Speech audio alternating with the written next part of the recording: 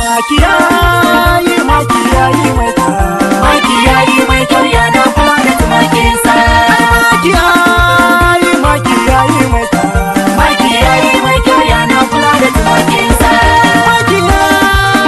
Makiyayi mai kyau, makiyayi mai kyau yana kula da tumakinsa.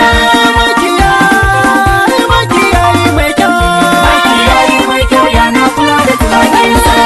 Yesu Kristi shine makiyayi mai kyau, makiyayi mai kyau yana kula da tumakinsa. Yesu Kristi shine makiyayi mai kyau, makiyayi mai kyau yana kula da tumakinsa. Makiyayi mai kyau, makiyayi mai kyau yana kula da tumakinsa. Makiyayi mai kyau, makiyayi mai kyau yana kula da tumakinsa.